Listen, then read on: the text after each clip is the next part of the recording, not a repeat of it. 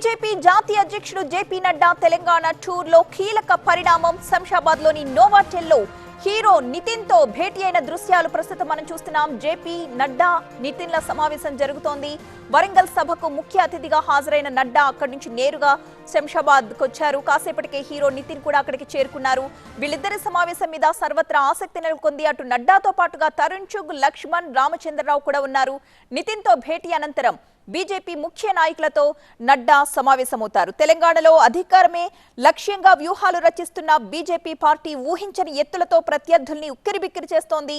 ఇటీవల తెలంగాణ పర్యటనకు వచ్చిన బీజేపీ అగ్రనేత, కేంద్ర హోంశాఖ మంత్రి అమిత్ షా యువ కథానాయకుడు యంగ్ టైగర్ ఎన్టీఆర్ తో భేటీ కావడంపై కూడా తెలుగు రాష్ట్రాల్లో ఆసక్తికరమైన చర్చ జరిగింది. ఈ నేపథ్యంలో ఇప్పుడు జేపీ నడ్డా నితిన్ తో భేటీ కావడం అనేది మరింత ఆసక్తిని రేకెత్తిస్తోంది.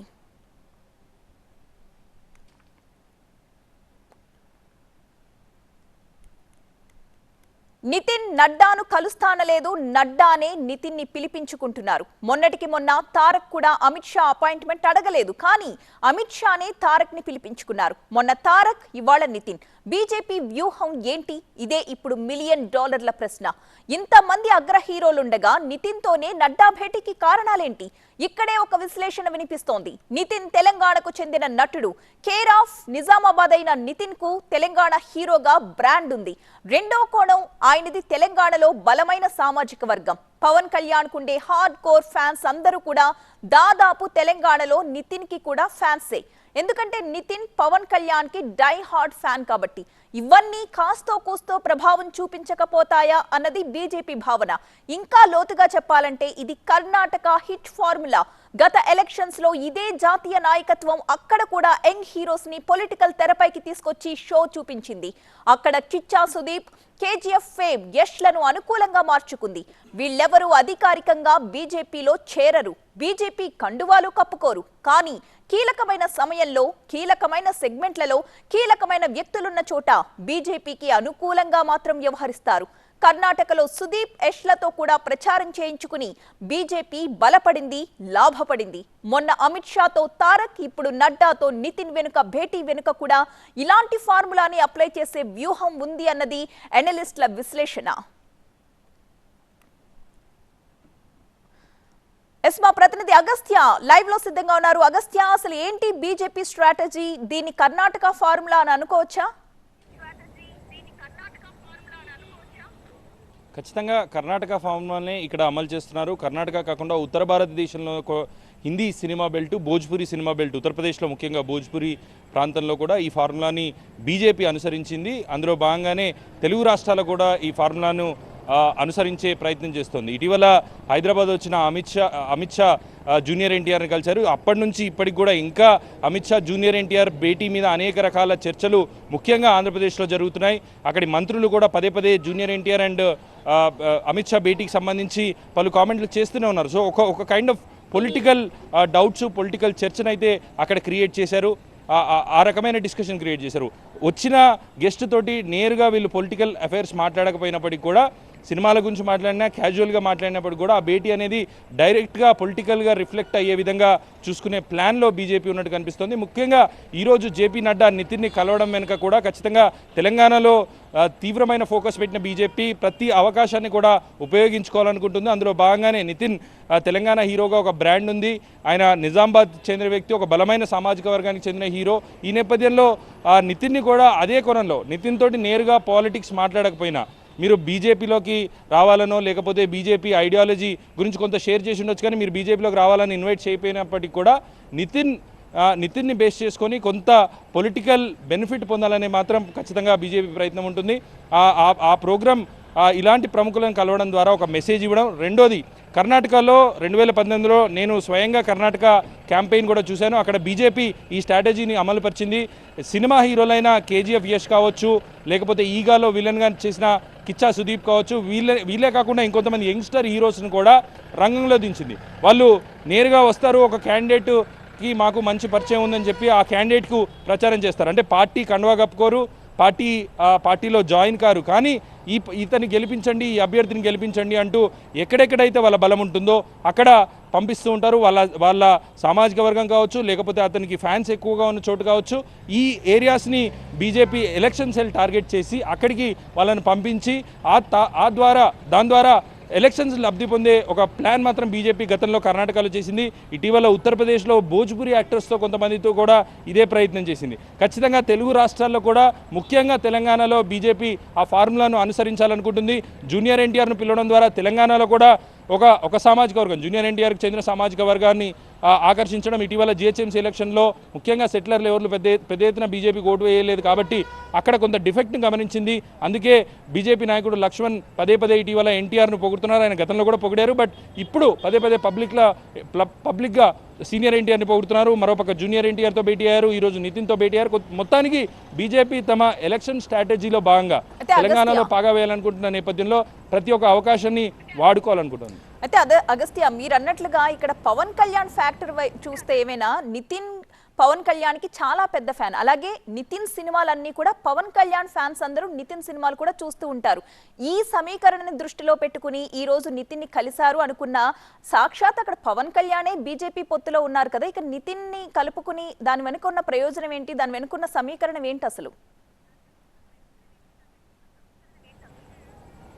ఖచ్చితంగా డబల్ బెనిఫిట్ అయితే ఖచ్చితంగా ఉంటుంది. ఎందుకంటే ఆంధ్రప్రదేశ్లో అక్కడ పొత్తు ఉన్నప్పటికీ కూడా తెలంగాణలో జనసేన కానీ బీజేపీ కానీ కలిసి ప్రయాణం చేయట్లేదు. గతంలో తెలుగుదేశం ఏ విధంగా అయితే కాంగ్రెస్తో కలిసి కేవలం తెలంగాణలో పొత్తు పెట్టుకుని ఆంధ్రాలో విడివిడిగా పోటీ చేసే, ఇక్కడ కూడా ఇదే జరుగుతుంది. ఎందుకంటే ఇటీవల జరిగిన కొన్ని ఎన్నికల్లో జనసేన పోటీ చేసింది, బీజేపీతో అక్కడ పొత్తు పెట్టుకున్నప్పటికీ కూడా ఇక్కడ జనసేన డిఫరెంట్గానే వ్యవహరిస్తుంది. జనసేన ఎప్పుడూ ఇక్కడ బీజేపీ నాయకులతో కలిసి ప్రయాణం చేయలేదు. కాకపోతే ఒక మ్యూచువల్ రెస్పెక్ట్ ఉన్న మాట వాస్తవమే. కానీ బట్ ఎలక్షన్స్ మాత్రం ఎప్పుడు బీజేపీ జనసేనని ఇక్కడ పెద్ద సీరియస్గా తీసుకున్న పరిస్థితి లేదు. సో ఈ నేపథ్యంలోనే ఇక్కడ కొంత దాన్ని కవరప్ కావచ్చు, లేకపోతే ఎడిషన్గా ఉంటుంది. కాబట్టి ఖచ్చితంగా అన్ని కోణాల్లో ఆలోచించే ఈ భేటీలు ఖచ్చితంగా బీజేపీ ఎలక్షన్ స్ట్రాటజీ టీం వాళ్ళ స్ట్రాటజీలో భాగంగానే ఇట్లాంటి భేటీలను అరేంజ్ చేసే ప్రక్రియ అయితే బీజేపీ చేస్తోంది. సో ఆంధ్రప్రదేశ్లో పవన్ కళ్యాణ్ ఉంటారు, ఇక్కడ తెలంగాణలో నితిన్ ఉంటారు అన్న వ్యూహం ఒకటి మనకి ఇక్కడ కనిపిస్తోంది.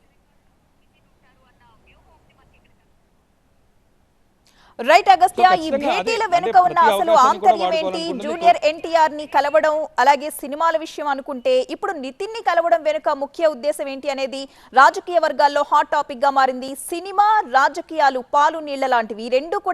ఈ రెండు రంగాల వారు ఒకరికొకరు సహాయం చేసుకుంటూ ఉంటారు. ముఖ్యంగా ఎన్నికల ప్రచార సమయంలో సినీ ప్రముఖులు కనిపిస్తూ ఉండడం మనం సర్వసాధారణంగా చూస్తూ ఉంటాం. అయితే ఈసారి బీజేపీ చాలా ముందుగానే ఈ వ్యూహాన్ని అమలు పరుస్తున్నట్లుగా తాజా పరిణామాలు చూస్తుంటే అర్థమవుతోంది. ఒక్క సినిమా రంగానికి సంబంధించి మాత్రమే కాదు, క్రీడా రంగానికి సంబంధించి కూడా ఇవాళ క్రికెటర్ మిథాలీ రాజ్ని కలవడం మనం చూసాం.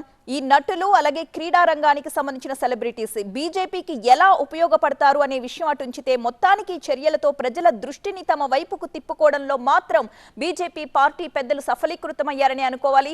మా ప్రతినిధి రాకేష్ నోవాటెల్ దగ్గర నుంచి సిద్ధంగా ఉన్నారు మరిన్ని డీటెయిల్స్ అందించడానికి. రాకేష్, నడ్డా నితిన్ల మీటింగ్ ముగిసిందా? నితిన్ ఫ్యామిలీ రాజకీయాల్లోకి అంటూ ఒక టాపిక్ ప్రచారంలోకి వచ్చేసింది. అప్పుడే అక్కడ అసెంబ్లీ ఎన్నికల టికెట్ టాపిక్ ఏమైనా మ్యాటర్ రన్ అవుతున్నట్టుగా వస్తున్నాయా వార్తలు?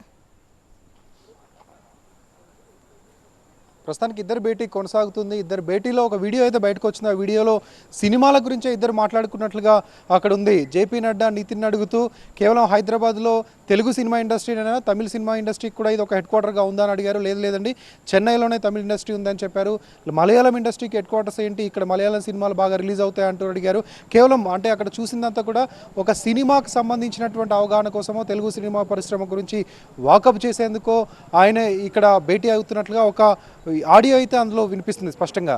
కానీ అందరికీ తెలుసు వాళ్ళ లోపల ఏం మాట్లాడుకున్నా బయటకు అయ్యే ప్రొజెక్షన్ మాత్రం ఖచ్చితంగా బీజేపీ వైపు నుంచి పొలిటికల్ యాంగిల్ నుంచే బయటకు అవుతుంది. మొన్నటికి మొన్న అమిత్ షా ఎన్టీఆర్తో భేటీ అయినప్పుడు ఎందుకు భేటీ అయ్యారు, ఎందుకు ఎన్టీఆర్ని పిలిపించుకున్నారు అనేది అధికారికంగా అటు బీజేపీ చెప్పలేదు. ఎందుకు నేను వెళ్ళాను అమిత్ షాతో కలిసి ఏం మాట్లాడన్న విషయం ఇటు జూనియర్ ఎన్టీఆర్ నుంచి రాలేదు. కానీ ఇప్పటివరకు కూడా ఆ ఇంటెన్సిటీ, ఆ ఇంపాక్ట్ అనేది కంటిన్యూ అవుతూనే వస్తుంది. అంటే ఒక రకంగా చెప్పాలంటే ఒక కమర్షియల్ యాడ్ టైప్, ఒక సినిమా హీరో ఒక వస్తువు వాడుతున్నట్లుగా, ఒక సోపో పేస్ట్ వాడుతున్నట్లుగా ఒక కమర్షియల్ యాడ్ ఇస్తే అందరూ కూడా ఎంతో కొంత ఇంపాక్ట్ ఉంటుంది, లేకపోతే అభిమానులు ఎవరో ఒకరు అది వాడేటువంటి అవకాశం ఉంటుందని ఒక ఫార్ములాను బీజేపీ ఇక్కడ అప్లై చేస్తున్నట్లు కనిపిస్తుంది. హీరోలను, మితాలి రాజ్ లాంటి క్రికెటర్లను తమ వైపుకు తమ దగ్గరికి పిలిపించుకోవడం, వాళ్ళతో మాట్లాడడం ద్వారా ఎంతో కొంత పబ్లిక్ నుంచి అటెన్షన్ మా వైపు డైవర్ట్ అవుతుంది, అటెన్షన్ గ్రాప్ చేస్తున్నట్లుగా ఉంటుంది. దాంతోపాటు ఆయన అభిమానించే ఫ్యాన్సో లేకపోతే ఆయన సామాజిక వర్గానికి సంబంధించిన వాళ్ళు ఏదో ఒక వర్గం తమకు అనుకూలంగా మారేటువంటి అవకాశం ఉంటుందనే ఒక ఫార్ములా ఇక్కడ కనిపిస్తుంది. గతంలో మోడీ కూడా సల్మాన్ ఖాన్తో గాలిపటాలు ఎగరేస్తూ వీడియోలు తీశారు. కొంతమంది బాలీవుడ్ హీరోలతో మొన్న ఎలక్షన్ ముందు కూడా అక్షయ్ కాంత్ ఒక ఇంటర్వ్యూ ఆయనకాయనే ప్లాన్ చేసుకొని తీసి రిలీజ్ చేశారు. ఇలా సినిమా ఇండస్ట్రీని ఒక రకంగా రాజకీయ అవసరాల కోసమో లేకపోతే రాజకీయంగా పబ్లిక్ అటెన్షన్ని గ్రాప్ చేసుకోవడానికో ప్లాన్డ్గా ఉపయోగించుకుంటున్నారని మనకి ఇప్పుడు క్లియర్గా అర్థమవుతుంది. మరోవైపు తెలంగాణలో ఎదిగేందుకు, తెలంగాణలో అధికారంలోకి వచ్చేందుకు వచ్చిన ప్రతి అవకాశాన్ని బీజేపీ వాడుకుంటుంది. దాంతోపాటుగా కొన్ని అవకాశాలని, ఇలాంటి అవకాశాలని బీజేపీ క్రియేట్ చేసుకుంటుంది. సో ఇదంతా పబ్లిక్ని ఈరోజు జరిగిన ఎపిసోడే ఒక ఎగ్జాంపుల్గా మనం చూడొచ్చు. క్లియర్గా ఈరోజు జరిగిన ఎపిసోడ్ అంతా ఒక ఎత్తు. అంటే ఉదయం నుంచి జరిగినటువంటి మీటింగ్, పబ్లిక్ మీటింగ్ అనుకోవచ్చు, మీటింగ్లో జరిగినటువంటి కామెంట్స్ అనుకోవచ్చు, అందరూ చేసినటువంటి ప్రసంగాలు, ఇవన్నీ ఒక ఎత్తు అయితే ఇప్పుడు నితిన్తో భేటీ అవ్వడం అనేది ఒక ఎత్తు. ఖచ్చితంగా ఈ నితిన్తో భేటీలో ఏం జరిగింది, నితిన్తో ఏం చర్చించారనే విషయం ఒక వారం 10 రోజుల పాటు పబ్లిక్లో ఈ డిస్కషన్ అంతా కూడా లైవ్లో ఉంటుంది. ఖచ్చితంగా బీజేపీతో పాటుగా నితిన్ని డిస్కషన్ చేస్తూనే ఉంటారు. ఇదంతా కూడా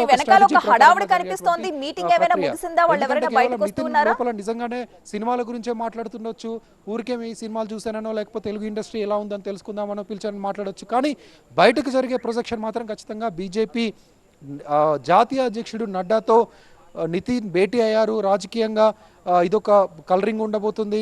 నితిన్ బీజేపీలో చేరతారని ఒక ప్రచారం జరుగుతుంది. దాంతోపాటుగా ఆయన కుటుంబ సభ్యులు బీజేపీకి అనుబంధంగా పనిచేస్తారు, లేకపోతే బీజేపీలో చేరతారనే ఒక ప్రచారం కూడా జరిగేటువంటి అవకాశం ఉంటుంది. వీటన్నిటిని చూసినట్లయితే బీజేపీ సక్సెస్ఫుల్గా తన ప్రచారాన్నో లేకపోతే తనకు అనుకూలంగా ఏ వర్గాన్ని తన వైపు తిప్పుకోవాలన్న విషయాన్ని క్రిస్టల్ క్లియర్గా అమలు పరుస్తుందనేది అర్థం చేసుకోవచ్చు.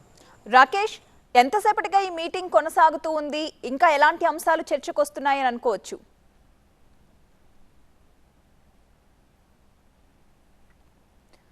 రైట్, హీరో నితిన్ తో నడ్డా చర్చించిన అంశాలు ఏమిటి అన్న ఆసక్తి నెలకొంది. మనం అమిత్ షాతో జూనియర్ ఎన్టీఆర్ భేటీ అయినప్పుడు కూడా వారిద్దరి మధ్య జరిగిన చర్చలో ఏ అంశాలు వెలుగు చూశాయనేది ఇటు రాజకీయ నాయకుల నుంచి కానీ, బీజేపీ పెద్దల నుంచి కానీ, అటు ఎన్టీఆర్ నుంచి కానీ ఎలాంటి సమాచారం బయటకు రాకుండా చాలా జాగ్రత్త పడ్డారు. కేవలం సినిమాలకు సంబంధించిన చర్చ మాత్రమే మా ఇద్దరి మధ్య జరిగింది అని చెప్పారు. ఇప్పుడు నితిన్ బయటకు వచ్చిన తర్వాత ఏం చెప్తారనేది మనం చూడాల్సిందే. ఇక ఈ రాజకీయ